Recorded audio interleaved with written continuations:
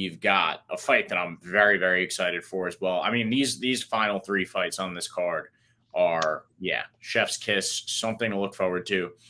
And I think that Jose Aldo in this one, listen, if you're watching this right now on Sunday with us, high value dog in Jose Aldo. I don't know if Tom's going to agree with me, but Jose Aldo is currently at plus 100. And I just snagged it like literally 10 minutes before we came on here as I'm looking at the lines because it's going to move once the public starts to vote. I mean, not vote, bet.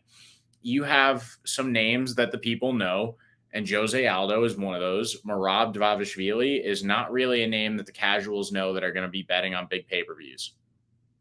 So, and then you look at Jose Aldo, he's historically really, really good against prominent wrestlers. Chad Mendez, Frankie Edgar, to name two of them. And he also has wins over a few guys that really prefer the ground against prolific strikers like Jose Aldo, such as Rob Font and Hanato Moicano. He doesn't really have losses to guys that are great wrestlers, and Merab is really incredible at wrestling. Merab did have a really great win in his last fight against Marlon Moraes. However, that was Marlon one fight before he retired. And he was seriously falling off at that point in his career. But you look at that fight too, and Marlon sat down Merab in the first round of that fight after just chopping up his lead leg, because Marlon has really good leg kicks. But Merab is a little wild standing up, and he makes mistakes that leave his chin wide open. He throws crazy, crazy, crazy wide punches. And his chin is just out there. And when you have a guy that's not only can he be aggressive, but he can also counter very, very well in Aldo, he's going to land infinite hooks before Merab really even knows what happened. I think Jose's got some of the best leg kicks in the history of the sport as well. So, if Moraes was able to chop up Merab's front leg, Jose Aldo is just going to tear it to bits. So I think my advice to everybody out there, again, do this at your own risk, but I think it's very, very smart to lock in Jose Aldo before this line moves.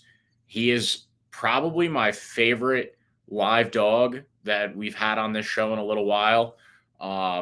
And definitely of the week. He's one of my favorite picks of the week. He's going to be my biggest straight pick of the week, but the line's not going to stay at plus 100 for long. So for all those reasons, I'm going with Jose Aldo. Now I'm curious to see where Tom is going to go with this one. Are you going to go with Merab or leaning towards Jose? This is a tough one for me. I'm a big Merab guy. Merab, the work rate. Going back and looking at some of his fights, though, he's a quick guy. He's a powerful guy. He's explosive. But we haven't seen that put-away knockout power really up until Marlon Moraes, who's put away by almost everybody. And in that fight, Marlon Moraes dropped Merab once, maybe even twice. So that's a little bit of an iffy. We haven't seen many chin issues aside from Conor McGregor with Jose Aldo, and we haven't even seen it down here at 100 going to be fighting at now. We've seen the career revitalization of Jose Aldo. He went down to 35. He's like, oh, I'm going to have one fight and I'm going to retire. Then he started doing well, and now he's just back in it. I think he's number 3 ranked in the world in the UFC. So, Jose Aldo Jr., as he technically, I guess, is his nickname, 35 years old. That does make me slightly concerned. He's operating at such a high rate, and he's been doing it at such a long time. The human body can only operate at such high RPMs for so long, but we haven't seen him get show any signs of slowing down.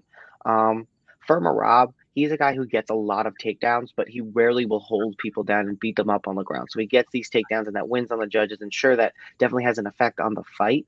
But a lot of the times, these guys that he's taking down will find their way back to the feet, and then Merab takes them down again. He's got an incredible work rate, and the guy is legitimately insane. He's a super nice guy outside of the cage, but he's legitimately insane. I mean, he dove headfirst into a solid lake of ice, and his scalp was peeling off, and he had to run home holding it closed. And he, smiled and laughed about it, talking to Ariel Helwani. So the guy's legitimately nuts. He has an insane work rate and gas tank. the thing that makes me concerned is Jose Aldo has an insane fight IQ. I think he's definitely going to be pushed. And at 36, going on 36 years old for Jose Aldo, I don't know if he's going to be able to keep up with, in the later rounds, the work rate of Merab Dvalishvili. A lot of the guys think the secret to success to beating Jose Aldo is beat up that front leg so he can't use it against you and he's a little bit more stationary. But we've seen everybody who fought Jose Aldo ever since Volk try and beat up that front leg. And it hasn't really worked that much. I mean, he fought Marlon Moraes, and that was a very, very close decision in his first fight at 35. Came back, he fought Peter Yan, he got KO'd or a TKO from Peter Yan. So, I'm not, as the current champion, like I can't really, or not the current champion, but if you have Aljo at 1, Piotr Yan is number 2, or even 1A in some people's books. Then he's got the win over Marlon Chito Vera, which I think, and Chito fought his typical fight where he comes on later in the fight. But Jose banked 2 rounds at that point, but still, another big feather in the cap of Jose Aldo after what we've seen with Chito Vera, especially last night in Dominic Cruz. He's got the win over Pedro Munoz. And he's got the win over Rob Font, where he just really kind of went to town on Rob Font. So this is Jose Aldo's first fight back, I think, at 5 rounds, or maybe the Jose Aldo fight, or maybe the Rob Font fight was 5 rounds. I can't quite remember, but I think I'm gonna have to lean with Jose Aldo.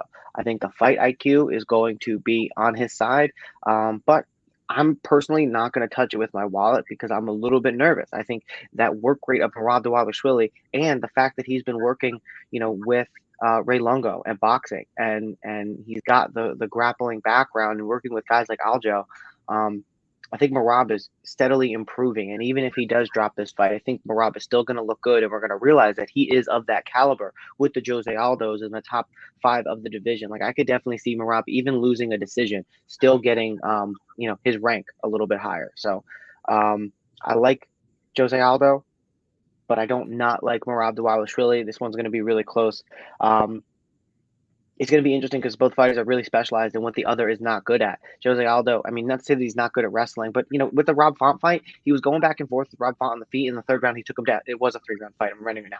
He took him down and he took back control, and he basically didn't allow Rob Font to get up. So, and he was able to win that. And that's just another example of him using fight IQ. Jose Aldo only has 1 submission on his record, but I think Merab Dvalishvili only has 1 submission on his record. For such a highly touted and accomplished grappler and ground guy, he doesn't have a lot of these submissions. I think Jose Aldo and Merab probably going to be the stronger guy. I mean, he's built with that Michael Chandler, kind of barrel-bodied, wrestler style, really strong core. Maybe he's going to be able to take down Jose Aldo. He probably will. I don't think he's going to be able to hold Jose Aldo down. Jose Aldo hasn't been held down by anybody, and he's fought the best of the best top level grapplers. So I'm gonna have to lean with Jose Aldo. He's got the experience, he's got the fight IQ, he's got the faster punches, he's got the knockout history on his record. Merab Dvalishvili doesn't have any of that yet. Hard to say if that Marlon Moraes KO was Marlon Moraes being super chinny like we know he is, and he went on to retire following that, or was that Merab Dvalishvili and his striking ability leveling up. It's really, really hard to say. His striking has looked much better in the past. I don't think it's going to be on a level to compete with Jose Aldo. They'll probably get him down. Jose will probably be able to get back up to his feet. And I think he's probably going to take 2 out of the 3 rounds, unless we're going to have some weird judging where they're going to value those takedowns, even though there's not a lot of work done with them, over Jose. But I also feel like, and in the last point, when you're fighting a guy like Jose Aldo with a name, with a legacy, undoubted Hall of Famer, probably the best featherweight of all time, it's going to be like you have to beat the champ to be the champ situation in the eyes of the judges if it does go that far.